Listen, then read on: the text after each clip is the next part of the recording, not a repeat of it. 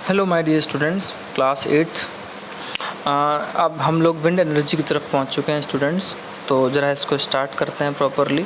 देखिए, wind energy simple सी बात है कि ये अनएग्जॉस्टेड है, ये तो आप भी जानते हैं। ठीक, ये तो कभी ख़त्म होगी ही नहीं। Wind is an inexhaustible source of energy. Sorry, in लगाना चाहिए, अन नहीं लगाना चाहिए, गलत हो जाएगा। इनएग्जॉस्टिबल सोर्सेज ऑफ एनर्जी है। Wind mills have been used for grinding grains and lifting water since time immemorial. कहते हैं कि हवा की एनर्जी से हमने बहुत टाइम पहले ग्राइंडिंग ग्रेन, अनाज को पीसना या पानी को लिफ्ट करने की चीज़ों जैसी चीज़ों को अपनी मेमोरी की याददाश्त से हमने किया है ये काम। मतलब कहने का मतलब है कि काम बहुत समय पहले से होते आ रहे हैं। फिर धीरे धीरे उसे इलेक्ट्रिसिटी बनाने की चीज़ें हों या और सब चीज़ें हों, ये धीरे धीरे लास्ट में बढ़ने लगी जब टेक्नोलॉजी साइंस में ज़्यादा तरक्की करने लगी। In modern time wind mills, the high speed wind rotate the wind mill which is connected to a generator to produce electricity.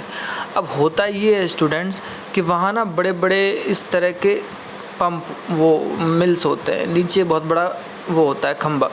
अब ये पूरा गोल गोल घूमता है, जैसे ही घूमता है तो नीचे जनरेटर लगे होते हैं, वो घूमते हैं, और जैसे ही वो घूमते हैं स्टूडेंट्स वैसे ही इलेक्ट्रिसिटी बनना शुरू हो जाती है। Wind farms having cluster of such windmills are located in coastal regions. Coastal region का मतलब होता है स्टूडेंट्स जो समुद्र का इलाका है उसके आसपास, क्योंकि समुद्र की तरफ से हवाएं हमेशा बहुत अच्छी चलती रहती है, हवा का रुख हमेशा तेज़ होता है, तो वहाँ पे हमारे लिए विंड मिल से एनर्जी क्रिएट करना आसान होता है।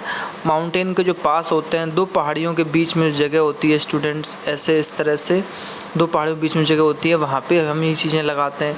वेयर स्ट्रॉन्ग एंड स्टडी, मतलब एक तो बहुत तेज़ हवाएं होती हैं, और स्टडी का मतलब होता है कि ऐसा नहीं है रह रह कर आए, वो लगातार उस हवा का वहाँ फ्लो बहुत तेज़ी से होता है।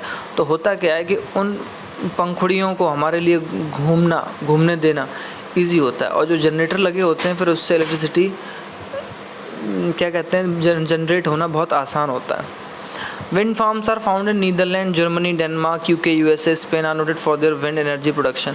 ये वो कंट्री हैं स्टूडेंट्स जिनका नेम विंड एनर्जी में ज़्यादा आता है, क्योंकि यहाँ पे जो विंड का फ्लो है वो बहुत फास्ट है और स्टडी है, लगातार बहते रहते हैं।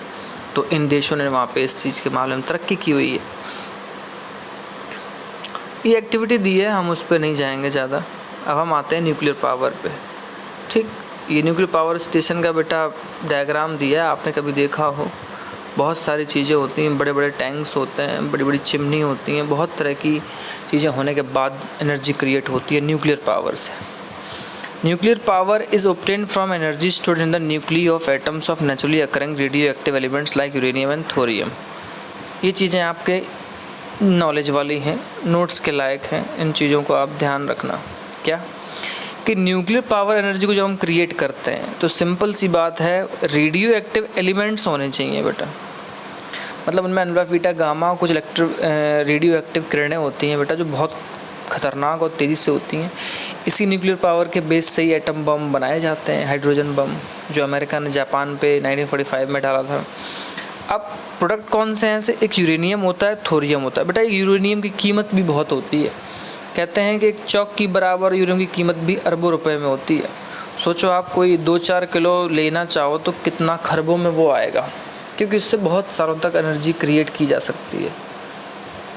1 किलो, 2 किलो, 4 किलो यूरेनियम से बहुत महीनों तक हम बिजली क्रिएट कर सकते हैं। अब ये साइंस की प्रोसेस है, उस पर मैं ज़्यादा नहीं जाऊँगा बेटा, उसके लिए आपको प्रॉपरली सामने समझाना बेहतर रहेगा। मैं बस ये बताना चाहूँगा कि रेडियो एक्टिव एलिमेंट ज़रूरी हैं, लाइक यूरेनियम एंड थोरियम। और यूरेनियम ऑस्ट्रेलिया में बहुत है, कनाडा के पास बहुत है, बस इंडिया में कम है। थोरियम भी बहुत महंगी चीज़ है, प्लेटिनम भी बहुत महंगी चीज़ है। ठीक, फिर इससे क्या होता है बेटा, ये कलपक्कम का न्यूक्लियर पावर स्टेशन है, ये तमिलनाडु में है। These fuels undergo nuclear fission in the nuclear reactors and emit power। ये क्या होता है, ये न्यूक्लियर फिज़न होती है। न्यूक्लियर फिज़न एक प्रोसेस होती है, आप शायद साइंस में पढ़ते हो, तो साइंस वाले सर से ज़रूर पूछें, 9th में आएंगे तो आप अच्छे से समझ जाएंगे। न्यूक्लियर रिएक्टर होते हैं, जैसे ये रिएक्टर है ना पावर स्टेशन यहाँ पे, और वहीं से उस पावर को जो है जनरेट किया जाता है। The greatest producer of nuclear power are US and Europe. सबसे ज़्यादा यूएसए में और यूरोप में न्यूक्लियर पावर जनरेट होती है बेटा।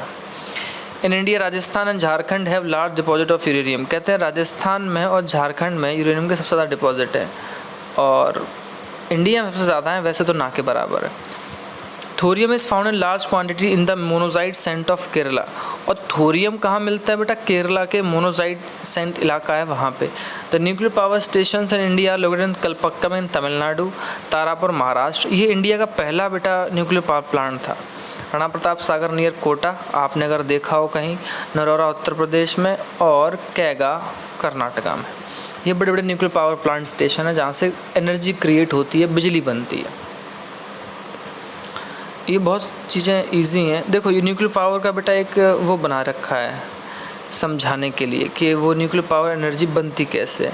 अगर ये डायग्राम आपने बेटा बनाया नहीं हो ना, तो इस डायग्राम को आपको ड्रॉ करना है, ठीक है? आप कोशिश करें कि आप इसे ड्रॉ करें। ये हीट आती है फिजन से यहाँ पे, ये देखो इसके अंदर वहाँ पे वो रॉड रख दी हैं, न्यूक्लियर रिएक्टर है। अब हीट निकलती है तो वो हॉट वाटर यहाँ से खोलता हुआ इधर जाता है, ठीक। ये स्टीम जाती है इधर, स्टीम जो होती है वो टरबाइन को घुमाती है, टरबाइन जनरेटर घुमाता है और उससे इलेक्ट्रिसिटी बनती है।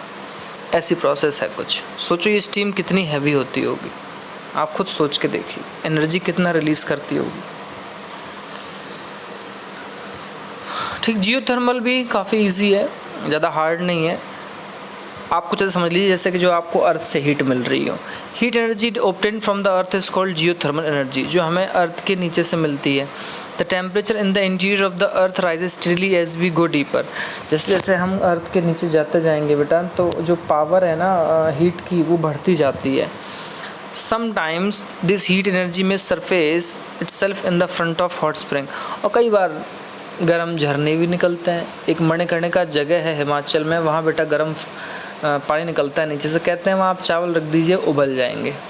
ऐसे ही कई जगह हिमाचल में भी हैं, बहुत सारी जगह है, तो उससे जियोथर्मल एनर्जी हम क्रिएट करते हैं। This heat energy can be use to generate power. और इस हीट एनर्जी को हम यूज़ कर सकते हैं ताकि हम जनरेटर को चला सकें। ये देखो ये लगे हुए हैं ए बी, ये जियोथर्मल एनर्जी है मणिकरण, हाँ ये मणिकरण हिमाचल में, और ये जियोथर्मल एनर्जी से यहाँ चावल पक रहे हैं। बहुत सारी जगह आप हिमाचल जाएं तो आप घूम के आएँ, आपको बहुत अच्छा लगेगा। Geothermal energy is in the form of hot spring, has been used for cooking, heating and bathing for several years. कम से कम इतनी सारी चीज़ों में यूज़ हो जाता है कि आप उसको नहाने के लिए, हीट करने के लिए, कुकिंग के लिए यूज़ कर सकते हैं। US has the world largest geothermal power plant followed by New Zealand, Iceland, Philippine and Central America.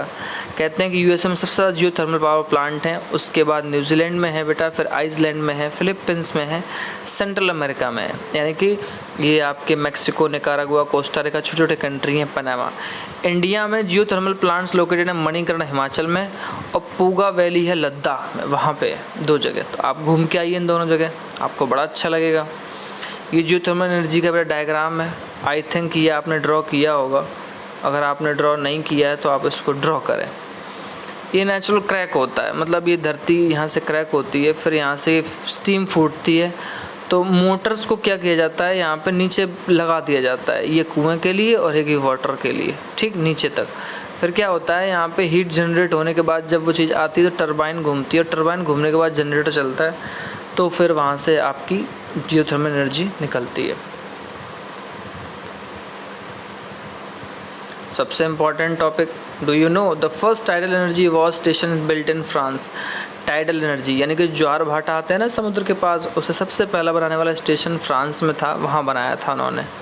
Tidal energy देखिए तो बहुत ईजी है। एनर्जी जनरेटेड फ्रॉम टाइड्स, जो ज्वार भाटा आते हैं ना समुद्र किनारे, तो उससे एनर्जी क्रिएट करने के लिए टाइडल एनर्जी वर्ड यूज़ किया है। Tidal energy can be harnessed by building dams at narrow.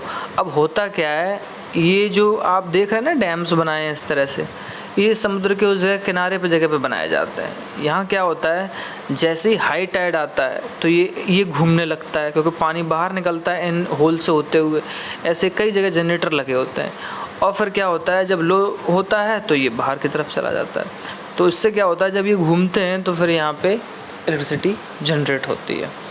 But होना ये चाहिए कि लो टाइडल एनर्जी जो होती है वो यूज़ की जाती है इलेक्ट्रिसिटी को प्रोड्यूस करने के लिए जाते वक्त, ठीक।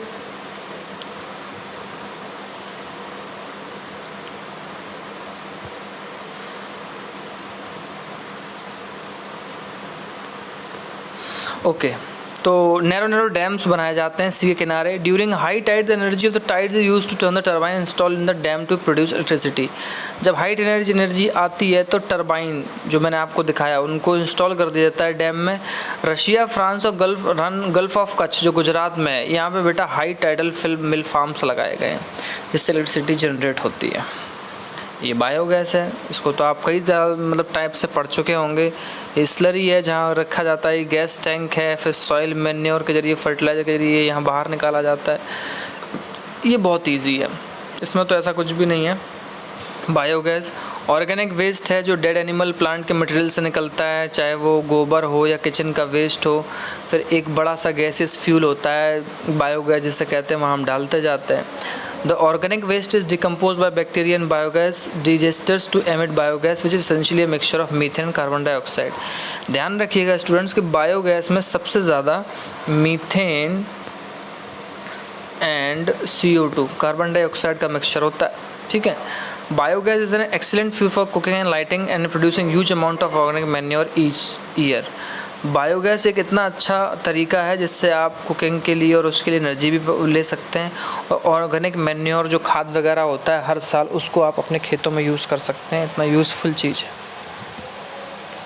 Energy is everywhere but we can see that harnessing this energy is बहुत difficult as well costly. Energy तो बहुत सारी जगह है हमारे आसपास, बट दिक्कत ये है कि उसको प्रॉपरली यूज़ करना, वो करना हमारे लिए बहुत खर्चीला है और कॉस्टली बहुत पड़ता है। Each one of use can make difference not wasting energy. और हम कोशिश करते हैं कि इससे बनने वाली चीज़ों को वेस्ट ना किया जाए, एनर्जी को वेस्ट ना किया जाए। Energy saves is energy generated. अगर आपने एनर्जी को बचा लिया तो आप मान लीजिए आपने एनर्जी को जनरेट कर लिया। Act now and make brighter energy future. आप इन चीज़ों को अभी अमल में लाइए और अपने फ्यूचर को बहुत ब्राइट कीजिए। देखिए एक चीज़ का ध्यान रखिएगा, जैसे ही छोटे छोटे क्वेश्चन होते हैं आप बहुत सारे खुद कर भी चुके हैं, मैं भेज भी देता हूँ, आप उनको कर लिया करें। लेकिन जो टिक द करेक्ट आंसर होते हैं ये आप बुक में ही करें, पेंसिल का यूज़ करें, पेंसिल बुक में ही करें। अब जो गिव रीजंस हैं वो मैं आपको भेज दूंगा और जो डिस्टिंगाइज है वो मैं आपको भेज दूंगा, तो आपकी PDF कंप्लीट हो जाएगी। तो इस तरह से ये एंड है चैप्टर का बेटा। और नेक्स्ट डे देखते हैं हम सिविक्स स्टार्ट करने, आपको बता देंगे हम कल क्या स्टार्ट करेंगे, उसी बेस पे फिर हम आगे बढ़ेंगे। Thank you class.